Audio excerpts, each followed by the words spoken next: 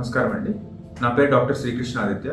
నేను నిజామాబాద్లోని మెడికవర్ హాస్పిటల్స్లో consultant neuro సర్జన్గా work చేస్తున్నాను. ఈరోజు మనం నడుము నొప్పి, అలాగే నడుము నొప్పి వల్ల వచ్చే కాంప్లికేషన్స్ అంటే నరాల మీద ఒత్తిడి రావడము, దానికి సంబంధించిన చికిత్స గురించి మాట్లాడుకుందాం. దీన్ని లంబార్ స్పాండైలోసిస్ లేదా లంబార్ స్పాండైలోలిస్థెసిస్ అంటే వెన్నుపాములో ఎముకలు, వెన్నెముక చుట్టూతా ఉన్న కండరాలు వెన్నెముక అరుగుదలకి గురయ్యి ప్రతి రెండు ఎముకలకి మధ్యలో డిస్క్ అని ఉంటుందండి. ఆ డిస్క్లో కూడా అరుగుదల అనేది స్టార్ట్ అయ్యి స్లోగా టైం గడిచే కొద్దీ వెన్నుపాము నుంచి కాళ్ళకు వచ్చే నరాల మీద ఒత్తిడి పెరగడం, దానివల్ల కాళ్ళకి పాదంలోకి నొప్పి రావడము, వీక్నెస్ అంటే స్పర్శ తగ్గిపోయి బలం తగ్గిపోవడం, ఇట్లాంటి లక్షణాలు చూడడం వలన పేషెంట్కి నడవడంలోనూ పని చేసుకోవడంలోనూ చాలా ఇబ్బందులు ఎదుర్కోవాల్సిన అవసరం ఉంటుంది. సో దీనికి సంబంధించిన చికిత్సలో మొట్టమొదటిది ఫిజియోథెరపీ, పెయిన్ కిల్లర్స్ అంటే ఈ బ్యాక్కి సంబంధించిన స్ట్రెంథెనింగ్ ఎక్సర్సైజెస్తో చాలా వరకు ఈ బాధలు అనేవి తగ్గించే అవకాశం ఉంటుంది. అట్లాగే నొప్పికి సంబంధించిన మెడికేషన్స్ కూడా మొదటి 10 నుంచి 15 రోజులు ఫిజియోథెరపీతో పాటు మందులు కూడా వాడితే చాలా మందికి నయమయ్యే అవకాశం ఉంటుంది. ఒకవేళ ఈ స్థితి దాటి ఈ 15 రోజులు 20 రోజులు మందుల మీద చూసిన పేషెంట్ ఇంప్రూవ్మెంట్ అనేది లేకపోతే అప్పుడు మనం ఎంఆర్ఐ చేసుకోవాల్సిన అవసరం ఉంటుంది. ఎంఆర్ఐ చేసిన తర్వాత అందులో వెన్నుపాము నుంచి కాళ్ళకు వచ్చే నరాల మీద ఒత్తిడి తీవ్రత ఎక్కువ అనేది ఉంటే అప్పుడు సర్జరీకి వెళ్ళాల్సిన అవసరం కూడా ఉంటుంది. ఈ సర్జరీలో చాలా రకాల సర్జరీస్ ఉంటాయండి. కొన్నిట్లో మనం లామినెక్టమీ అంటాం, అంటే పైన ఎముకని మాత్రమే తీసి వెన్నుపాము నుంచి కాళ్ళకు వచ్చే నరాలని, ఒత్తిడికి గురవుతున్న నరాలని ఫ్రీ చేసి, అంటే ఒత్తిడిని తగ్గించి కాళ్ళకు వచ్చే నరాలని ఒత్తిడి లేకుండా చేయడం.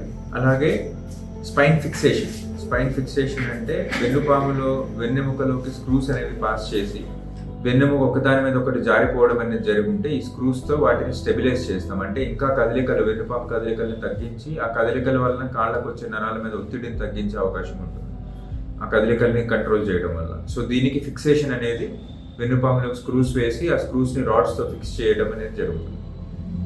ఈ మధ్య కాలంలో వీటికి మినిమలీ ఇన్వేజివ్ సర్జరీస్ అంటే తక్కువ కోత, అంటే చాలా చిన్న ఇన్సిషన్ నుంచి కూడా మన మైక్రోస్కోప్ కింద ఎండోస్కోప్స్తో పాటు ఈ ప్రొసీజర్స్ని చేసే అవకాశం ఉంది. అయితే ఆపరేషన్ అయిన తర్వాత పేషెంట్స్ తీసుకునే జాగ్రత్తలు ఎలా ఉంటాయంటే, సాధారణంగా మనం ఆపరేషన్స్ అనేవి ఎటువంటి కాంప్లికేషన్స్ లేకుండా జరిగి పేషెంట్కి కొత్త డెఫిసిట్స్ ఏం రాకుండా ఉంటే మనం ఇమీడియట్గా ఆపరేషన్ అయిన మరుసటి రోజు నుంచి లేపి నడిపించే ప్రయత్నం చేస్తాం. చాలామంది 2వ రోజు 3వ రోజు నుంచే నడుస్తారు. చాలా వరకు 4వ రోజు వరకు డిశ్చార్జ్ కూడా ప్లాన్ చేసుకుంటాం.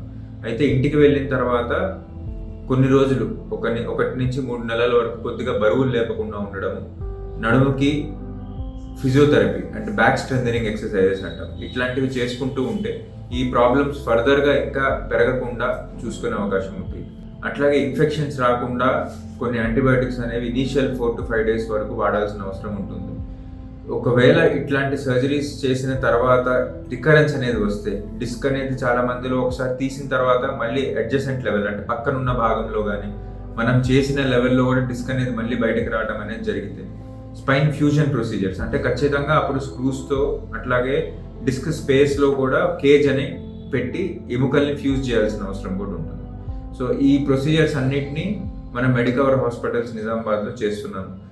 ఈ ప్రొసీజర్సే కాకుండా మల్టిపుల్ ఇష్యూస్ అంటే ఇటువంటి ప్రాబ్లమ్స్ ఉన్న వాళ్ళలో చాలామందికి వేరే ప్రాబ్లమ్స్ అంటే గుండెకి సంబంధించి, కిడ్నీకి సంబంధించిన ప్రాబ్లమ్స్ కూడా అన్ని కలగలిపి ఉన్న అన్ని డిపార్ట్మెంట్స్ అనేవి నిజామాబాద్ మెడికవర్లో ఉన్నాయి. కాబట్టి అన్ని రకాల మల్టిపుల్ ప్రాబ్లమ్స్ ఉన్నా కూడా ఈ కండిషన్స్ని హ్యాండిల్ చేసే టీమ్ మెడికవర్ హాస్పిటల్స్ నిజామాబాద్లో అవైలబుల్గా ఉంది.